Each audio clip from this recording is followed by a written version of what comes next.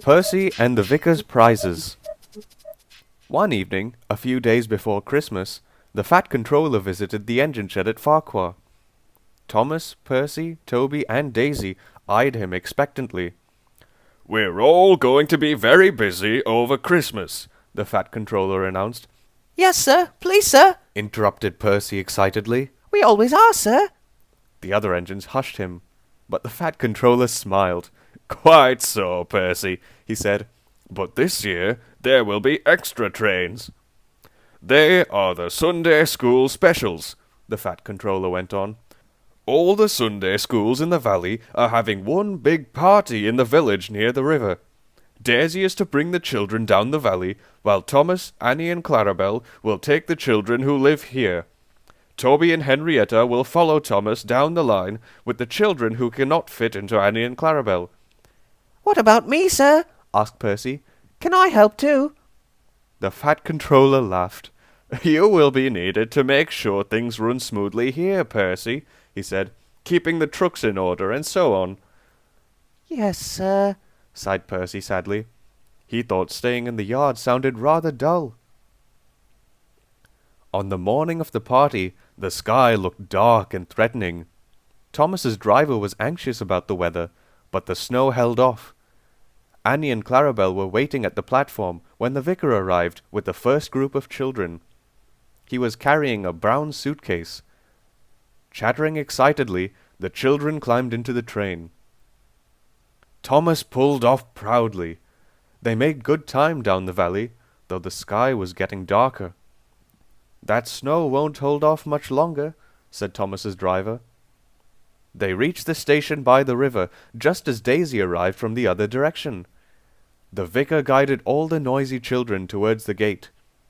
Suddenly he turned, looking worried. "My case!" he exclaimed. "Has anyone seen my suitcase?" "Is it a brown one?" asked Thomas's driver. "There was a case left at Farquhar station."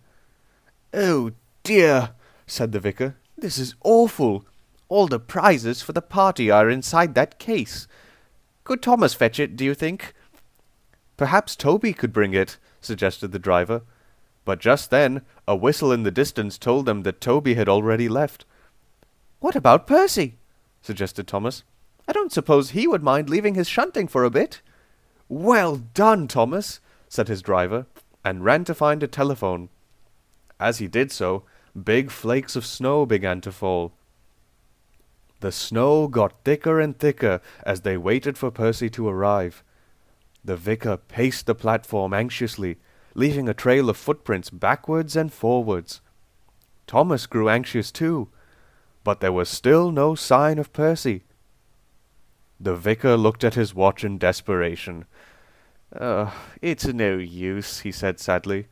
"Thank you for trying, but I shall have to go to the party without the presents." As he reached the gate, they all heard a faint whistle in the distance. A moment later, Percy bustled importantly round the curve and drew up beside Henrietta. "I'm not late, am I?" he asked anxiously, as his driver handed down a large brown suitcase from his cab. "This is what you want, I think," the driver smiled. "It is indeed," agreed the vicar. "Thank you, Percy. This is the best Christmas present you could give to anyone." He turned and rushed happily away to the party. The party was a great success, and when the children went home, they sang carols so loudly that Thomas and Percy could hear them. The engines forgot how tired they were and joined in. The Fat Controller was very pleased. "We are here to serve the public," he told the three engines and Daisy. "And it is at times like this we prove how well we can do it. Thomas, Percy, Toby, and Daisy, I am proud of you. A very happy Christmas to you all."